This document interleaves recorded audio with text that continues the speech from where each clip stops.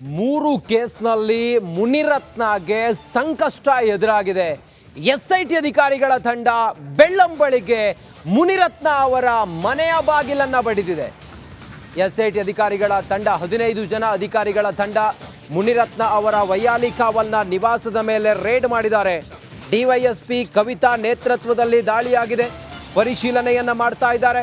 ಮುನಿರತ್ನ ಮನೆ ಸೇರಿದಂತೆ ಇನ್ನು ಅನೇಕ ಕಡೆಗಳಲ್ಲಿ ಏಕಕಾಲದಲ್ಲಿ ಎಸ್ಐಟಿ ಅಧಿಕಾರಿಗಳ ತಂಡ ದಾಳಿಯನ್ನ ಮಾಡಿ ಪರಿಶೀಲನೆಯನ್ನ ಮಾಡ್ತಾ ಇದೆ.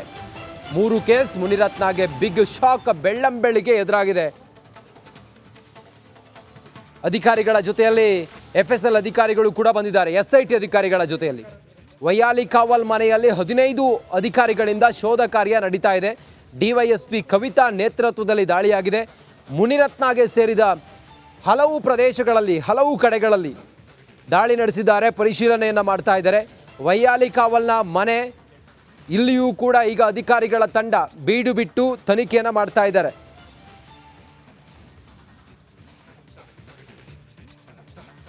ಮತ್ತಷ್ಟು ಮಾಹಿತಿಯೊಂದಿಗೆ ಯಾವಾಗ ವೈಯಾಲಿ ಕಾವಲ್ನ ಮುನಿರತ್ನ ಅವರ ಮನೆ ಮೇಲೆ ಎಸ್ಐಟಿ ಅಧಿಕಾರಿಗಳು ರೇಡ್ ಮಾಡಿದ್ರು, ಆ ತಕ್ಷಣಕ್ಕೆ ಸ್ಥಳಕ್ಕೆ ಹೋಗಿ ಅಲ್ಲಿಂದ ನೇರ ಪ್ರಸಾರದಲ್ಲಿ ಮಾಹಿತಿಯನ್ನು ನಮ್ಮ ಮಾದೇಶ್ ಕೊಡ್ತಾ ಇದ್ರು. ಮಾದೇಶ್, ಈ ಹೊತ್ತಿಗೆ ಈಗ ದಾಳಿ ಎಲ್ಲಿವರೆಗೆ ಬಂದಿದೆ?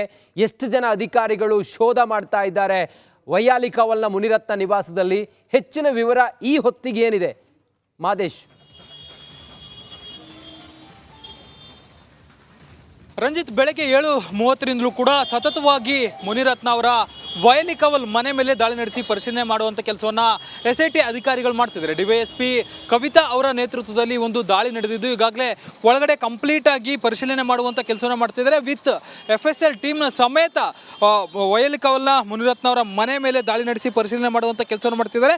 ಇದಷ್ಟೇ ಅಲ್ಲ, ಸುಮಾರು 15 ಕಡೆ ಈ ಒಂದು ದಾಳಿ ನಡೆದಿದೆ ಅಂತೇಳಿ ಒಂದಷ್ಟು ಮಾಹಿತಿಗಳು ಕೂಡ ಲಭ್ಯ ಆಗ್ತಿದೆ. ಅಂದರೆ ಮತ್ತಿಕೆರೆ ಆಗಿರ್ಬೋದು, JP ಪಾರ್ಕ್ ಆಗಿರ್ಬೋದು, ಯಶವಂತಪುರದಲ್ಲಿರುವಂತಹ ಮುನಿರತ್ನ ಅವರಿಗೆ ಸೇರಿದಂತಹ ಒಂದಷ್ಟು ಸ್ಥಳಗಳಲ್ಲಿ ಮತ್ತು ಕಚೇರಿಗಳಲ್ಲಿ ದಾಳಿ ನಡೆಸಿ SIT ತಂಡ ಪರಿಶೀಲನೆ ಮಾಡುವಂಥ ಕೆಲಸವನ್ನು ಮಾಡ್ತಿದ್ದಾರೆ. ಅದರ ಪೈಕಿ ಈ ಒಂದು ಮನೆಯ ಮೇಲೆ, ಅಂದರೆ ವೈಯಾಲಿ ಕಾವಲ್ನ ಮನೆಯ ಮೇಲೆ ಸುಮಾರು 15 ಜನರ ಅಧಿಕಾರಿ ಮತ್ತು ಸಿಬ್ಬಂದಿಗಳು ದಾಳಿ ನಡೆಸಿ ಪರಿಶೀಲನೆ ಮಾಡುವಂಥ ಕೆಲಸವನ್ನು ಮಾಡ್ತಿದ್ದಾರೆ. ಒಟ್ಟು 3 ಪ್ರಕರಣಗಳು ಅವರ ವಿರುದ್ಧ ದಾಖಲಾಗಿತ್ತು. ಒಂದು ವೈಯಾಲಿ ಕಾವಲ್ನಲ್ಲಿ 2 ಪ್ರಕರಣಗಳು, ಒಂದು ಕೊಲೆ ಬೆದರಿಕೆ ಆರೋಪ ಆಗಿರ್ಬೋದು, ಮತ್ತೊಂದು ಅಟ್ರಾಸಿಟಿ ಕೇಸ್ ಅಂದರೆ ಜಾತಿ ನಿಂದನೆ ಕೇಸ್ ದಾಖಲು ಮಾಡುವಂಥ ಕೆಲಸ ಮಾಡಲಾಗಿತ್ತು. ಅದಾದ ಮೇಲೆ 18ನೇ ತಾರೀಕು ಕಗ್ಲಿಪುರದಲ್ಲಿ, ರಾಮನಗರದ ಕಗ್ಲಿಪುರದಲ್ಲಿ ಅತ್ಯಾಚಾರ ಆರೋಪದ ಕೇಸ್ ಕೂಡ ದಾಖಲಾಗಿತ್ತು. ಇದಕ್ಕೆ ಸಂಬಂಧಪಟ್ಟಂತೆ ಈಗಾಗಲೇ ಆಯಾ ಠಾಣೆ ಅಧಿಕಾರಿಗಳು ತನಿಖೆ ನಡೆಸಿ ಒಂದು ವರದಿಯನ್ನು, ಅಂದರೆ ಪ್ರಾಥಮಿಕ ವರದಿಯನ್ನು ಈಗಾಗಲೇ SIT ಅಧಿಕಾರಿಗಳಿಗೆ ಈ ಒಂದು ಕೇಸ್ ಟ್ರಾನ್ಸ್ಫರ್ ಆದಮೇಲೆ ಕೊಡುವಂಥ ಕೆಲಸವನ್ನು ಮಾಡಿದರು. ಆ ಒಂದು ಕೇಸ್ಗಳನ್ನ ಆಧಾರದ ಮೇಲೆ ಈ ಒಂದು ದಾಳಿಯನ್ನು ನಡೆಸಿ ಪರಿಶೀಲನೆ ಮಾಡುವಂಥ ಕೆಲಸವನ್ನು SIT ಅಧಿಕಾರಿಗಳು ಮಾಡ್ತಿದ್ದಾರೆ. ಸುಮಾರು 7:30ರಿಂದ 3ರಿಂದ 4 ಗಂಟೆಗಳ ಕಾಲ ಇಲ್ಲಿ ಪರಿಶೀಲನೆ ಮಾಡುವಂಥ ಕೆಲಸವನ್ನು SIT ಅಧಿಕಾರಿಗಳು ಮಾಡ್ತಿದ್ದಾರೆ. ಯಾವಾಗ ಈ ಒಂದು ಕೃತ್ಯ ನಡೆದಿತ್ತು ಅನ್ನೋದಕ್ಕೆ ಸಂಬಂಧಪಟ್ಟಂತೆ ಸಾಕಷ್ಟು ಮಾಹಿತಿಗಳನ್ನು ಘಟನಾ ಸ್ಥಳಗಳಿಗೆ ಭೇಟಿ ನೀಡಿ ಪರಿಶೀಲನೆ ಮಾಡಿ ಅಲ್ಲಿಂದ ಒಂದಷ್ಟು ಮಾಹಿತಿಗಳನ್ನು ಕಲೆ ಹಾಕುವಂಥ ಕೆಲಸವನ್ನು ಮಾಡ್ತಿದ್ದಾರೆ. ಜೊತೆಗೆ ಕಚೇರಿ ಆಗುವುದು ಮತ್ತು ಮನೆಯಲ್ಲಿ ಆಗಿರ್ಬೋದು ಅಲ್ಲಿರುವಂಥ ವ್ಯಕ್ತಿಗಳನ್ನು ಕೂಡ, ಅಂದರೆ ಮುನಿರತ್ನ ಅವರಿಗೆ ಸೇರಿದಂಥ ಅವರ ಮನೆಯಲ್ಲಿ ಕೆಲಸ ಮಾಡ್ತಿರುವಂಥ ವ್ಯಕ್ತಿಗಳನ್ನು ಕೂಡ ವಿಚಾರಣೆ ಮಾಡಿ ಈ ಒಂದು ಪ್ರಕರಣಗಳಿಗೆ ಸಂಬಂಧಪಟ್ಟಂತೆ ಒಂದಷ್ಟು ಮಾಹಿತಿಯನ್ನು ಕಲೆ ಹಾಕುವಂಥ ಕೆಲಸವನ್ನು ಮಾಡ್ತಿದ್ದಾರೆ. ಜೊತೆಗೆ ಈಗಾಗಲೇ ದೂರುದಾರರಿಂದ ಒಂದಷ್ಟು ಹೇಳಿಕೆಗಳನ್ನು ದಾಖಲಿಸಿಕೊಳ್ಳುವಂಥ ಕೆಲಸವನ್ನು ಮಾಡಿದ್ದಾರೆ. ಅವರು ನೀಡಿರುವಂಥ ಒಂದಷ್ಟು ಎವಿಡೆನ್ಸ್ಗಳನ್ನು ಮುಂದಿಟ್ಕೊಂಡು ಅದಕ್ಕೆ ಮ್ಯಾಚ್ ಆಗುವಂಥ ರೀತಿಯಲ್ಲಿ ಎವಿಡೆನ್ಸ್ಗಳನ್ನು ಹುಡುಕಾಡುವಂಥ ಕೆಲಸವನ್ನು ಮಾಡ್ತಿದ್ದಾರೆ. ಸದ್ಯಕ್ಕೆ SIT ಅಧಿಕಾರಿಗಳು ಮುನಿರತ್ನ ಅವರಿಗೆ ಸೇರಿದಂಥ ಸಂಬಂಧಪಟ್ಟಂತಹ ಒಂದಷ್ಟು ಸ್ಥಳಗಳಲ್ಲಿ ದಾಳಿ ನಡೆಸಿ ಇಂಚಿಂಚು ಪರಿಶೀಲನೆ ಮಾಡುವಂಥ ಕೆಲಸವನ್ನು ಮಾಡ್ತಿದ್ದಾರೆ. ಮುಂದಿನ ಹಂತದಲ್ಲಿ ಈ ಒಂದು ದಾಳಿಯಲ್ಲಿ ಏನೆಲ್ಲ ಸಿಗುತ್ತೆ ಆ ಒಂದು ಎವಿಡೆನ್ಸ್ನ ಆಧಾರದ ಮೇಲೆ ಮುನಿರತ್ನನನ್ನ ಹೆಚ್ಚಿನ ವಿಚಾರಣೆ ನಡೆಸುವಂಥ ಕೆಲಸವನ್ನು ಕೂಡ ಮಾಡಲಿದ್ದಾರೆ. ರಂಜಿತ್, ಓಕೆ, ಥ್ಯಾಂಕ್ ಯು ನಿಮ್ಮೆಲ್ಲ ಮಾಹಿತಿಗಾಗಿ ಮಾದೇಶ್. PDA ಇತಿಹಾಸದಲ್ಲೇ ಅತಿ ದೊಡ್ಡ ಎಕ್ಸ್ಕ್ಲೂಸಿವ್ ಮಾಹಿತಿ ನೋಡಿ. BDA ಜಾಗವನ್ನ ಖತಮ್ ಮಾಡಿದವರೇ ಅಥವಾ ನುಂಗಿದವರೇ, ನಿಮ್ಮ ಕತೆ ಮುಗೀತು. BDA ಜಾಗ ಗುಳುಂ ಮಾಡಿದವರ ಖೇಲ್ ಖತಮ್, ನಾಟಕ ಬಂದ್. BDA ಇತಿಹಾಸದಲ್ಲಿ ಅತಿ ದೊಡ್ಡ ತೆರವು ಕಾರ್ಯಾಚರಣೆ ಚಂದ್ರ ಲೇಔಟ್ನಲ್ಲಿ ನಡೀತಾ ಇದೆ. ಚಂದ್ರ ಲೇಔಟ್ ನಾಗರಬಾವಿ ಬಳಿ ಕಾರ್ಯಾಚರಣೆ ನಡೀತಾ ಇದೆ. 500 ಕೋಟಿ ರೂಪಾಯಿ ಮೌಲ್ಯದ BDA ಭೂಮಿಯನ್ನ ವಶಕ್ಕೆ ಪಡ್ಕೊಂಡಿದ್ದಾರೆ. ಹಿಟಾಚಿ ಬುಲ್ಡೋಜರ್ನಿಂದ ಬಿಲ್ಡಿಂಗ್ ಅನ್ನ ಡೆಮಾಲಿಷನ್ ಮಾಡ್ತಾ ಇದ್ದಾರೆ. ಅಕ್ರಮವಾಗಿ ನಿರ್ಮಿಸಿದ್ದ ವಾಣಿಜ್ಯ ಮಳಿಗೆಗಳು, ಕಮರ್ಷಿಯಲ್ ಅಂಗಡಿಗಳು ಇವೆಲ್ಲವನ್ನು ಕೂಡ ತೆರವು ಮಾಡ್ತಾ ಇದ್ದಾರೆ. 3 ದಿನ ಮುಂಚೆ ನೋಟಿಸ್ ಕೊಟ್ಟಿದ್ದ BDA ಅಧಿಕಾರಿಗಳು ಇವತ್ತು ಏಕಾಏಕಿ ಹಿಟಾಚಿ ಮತ್ತು ಬುಲ್ಡೋಜರ್ಗಳ ಮೂಲಕ ಅಕ್ರಮವಾಗಿ ಅಕ್ರಮವಾಗಿ ನಿರ್ಮಿಸಿದ್ದಂಥ ಕಮರ್ಷಿಯಲ್ ಔಟ್ಲೆಟ್ಗಳನ್ನು ಎಲ್ಲವನ್ನ ಡೆಮಾಲಿಷನ್ ಮಾಡ್ತಿದ್ದಾರೆ. 3 ದಿನದ ಹಿಂದೆ ನೋಟಿಸನ್ನು ಕೊಟ್ಟಿದ್ರು ತೆರವು ಮಾಡಿ ಅಂಥೇಳಿ. ತೆರವು ಮಾಡದ ಹಿನ್ನೆಲೆ ಇವತ್ತು BDA ಅಧಿಕಾರಿಗಳು ಅಖಾಡಕ್ಕಿಳಿದಿದ್ದಾರೆ. ಹಿಟಾಚಿಗಳ ಮೂಲಕ ಎಲ್ಲ ಅಂಗಡಿ ಮುಗ್ಗಟ್ಟುಗಳನ್ನು BDA ಜಾಗವನ್ನು ಗುಳುಂ ಮಾಡಿ ನಿರ್ಮಿಸಿದಂಥ ಅಂಗಡಿ ಮುಗ್ಗಟ್ಟುಗಳನ್ನು, ಮನೆಗಳನ್ನು ಎಲ್ಲವನ್ನು ಕೂಡ ಡೆಮಾಲಿಷ್ ಮಾಡ್ತಾ ಇದ್ದಾರೆ. 78, 129 ಸರ್ವೆ ನಂಬರ್ ಹೊಂದಿರುವ BDA ಕಾಂಪ್ಲೆಕ್ಸ್ಗಳು ಈಗ ನೆಲಸಮ ಆಗಿದ್ದಾವೆ.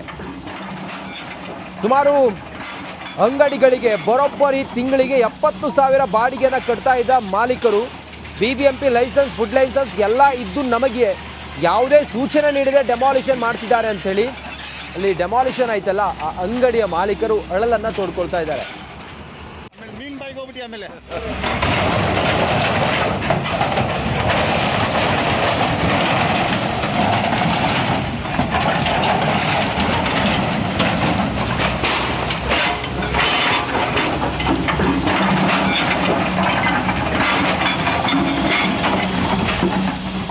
ಇನ್ನಷ್ಟು ಮಾಹಿತಿಯೊಂದಿಗೆ ನಮ್ಮ ಪ್ರತಿನಿಧಿ ದೀಪ್ತಿ ಈಗ ದೂರವಾಣಿ ಸಂಪರ್ಕದಲ್ಲಿದ್ದಾರೆ. ದೀಪ್ತಿ, ಎಷ್ಟು ಗಂಟೆ ಸುಮಾರಿಗೆ BDA ಅಧಿಕಾರಿಗಳು ಅಲ್ಲಿ ಎಲ್ಲ ಡೆಮಾಲಿಷನ್ ಮಾಡಿದ್ದಾರೆ? ಎಷ್ಟು ಅಂಗಡಿಗಳು ಸರಿಸುಮಾರು ಈಗ ಡೆಮಾಲಿಷನ್ ಆಗಿದ್ದಾವೆ? ಈ ಹೊತ್ತಿಗೆ ಈಗ ಅಲ್ಲಿ ಏನು ಕಾರ್ಯಾಚರಣೆ ನಡೀತಾ ಇದೆ ದೀಪ್ತಿ?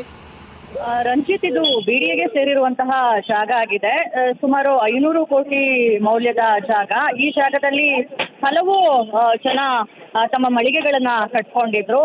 ಆದ್ರೆ ಅವರಿಗೆ BBMP ಕಡೆಯಿಂದ, ಜೊತೆಗೆ ಫುಡ್ ಡಿಪಾರ್ಟ್ಮೆಂಟ್ ಕಡೆಯಿಂದನೂ ಕೂಡ ಲೈಸೆನ್ಸ್ ಸಿಕ್ಕಿತ್ತು. ಹೀಗಾಗಿ ಅದೇ ಒಂದು ಸ್ಥಳದಲ್ಲಿ ಸುಮಾರು ವರ್ಷಗಳಿಂದ ಅವರು ವ್ಯಾಪಾರವನ್ನ ಮಾಡ್ತಾ ಇದ್ರು. ಆದ್ರೆ ಈಗ ಏಕಾಏಕಿ BDA ತನ್ನ ಅಂದ್ರೆ ಅಲ್ಲಿ ಒಬ್ಬ ಖಾಸಗಿ ಮಾಲೀಕ ಮತ್ತೆ BDA ನಡುವೆ ಈ ಒಂದು ಜಗಳ ನಡೀತಾ ಇತ್ತು ಜಾಗದ ವಿಚಾರವಾಗಿ. ಅಂತಿಮವಾಗಿ ಕೋರ್ಟ್ BDA ಪರ ವಾದವನ್ನ ಕೊಟ್ಟಿರೋ ಹಿನ್ನೆಲೆಯಲ್ಲಿ ಸೊ ಈಗ ಪೊಲೀಸರ ಸಮ್ಮುಖದಲ್ಲಿ ಈ ಒಂದು ತೆರವು ಕಾರ್ಯಾಚರಣೆ ಆಗ್ತಾ ಇದೆ. ಬೆಳಿಗ್ಗೆ ಸುಮಾರು 7 ಗಂಟೆಯಿಂದನೂ ಕೂಡ ಈ ಒಂದು ತೆರವು ಕಾರ್ಯಾಚರಣೆ ಆಗ್ತಾ ಇದೆ.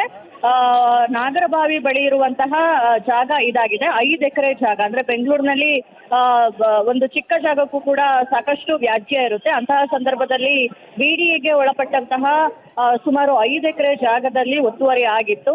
ಈ ಕಾರಣದಿಂದ ಹಲವು ವರ್ಷಗಳಿಂದ ಕೋರ್ಟ್ನಲ್ಲಿ ಫೈಟ್ ಮಾಡಿ ಈಗ ಅಂತಿಮವಾಗಿ ಅವ್ರ ಪರ ವಾದ ಬಂದಿರೋದ್ರಿಂದ ಈಗ ಅದನ್ನ ತೆರವು ಕಾರ್ಯಾಚರಣೆಯನ್ನ ಮಾಡ್ತಾ ಇದ್ದಾರೆ. ಮತ್ತೊಂದ್ ಕಡೆ ಅಂಗಡಿ ಮಾಲೀಕರು ಕೂಡ ಆಕ್ರೋಶವನ್ನ ಹೊರಹಾಕ್ತಾ ಇದ್ದಾರೆ. ಯಾಕಂತ ಹೇಳಿದ್ರೆ ಎಲ್ಲಾ ಲೈಸೆನ್ಸ್ ನ ಕೊಟ್ಟು ಈಗ ಏಕಾಏಕಿ ಈ ರೀತಿ ತೆರವನ್ನ ಮಾಡಿದ್ರೆ ಹೇಗೆ ಅಂತ.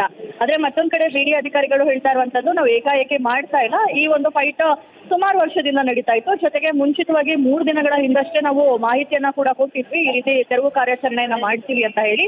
ಬಟ್ ಯಾವುದೇ ರೀತಿಯಾಗಿ ಅವರು ಅಲ್ಲಿಂದ ಹೋಗದಿರುವಂತಹ ಹಿನ್ನೆಲೆಯಲ್ಲಿ ಪೊಲೀಸ್ ಫೋರ್ಸ್ ಜೊತೆ ನಾವು ಈ ಒಂದು ತೆರವು ಕಾರ್ಯಾಚರಣೆಗೆ ಮುಂದಾಗಿದ್ದೀವಿ ಅನ್ನೋ ವಿಚಾರವನ್ನ ಕೂಡ ಹೇಳಿರುವಂತದ್ದು. Ranjit, okay, thank you Deepti ತಮ್ಮೆಲ್ಲ ಮಾಹಿತಿಗಾಗಿ.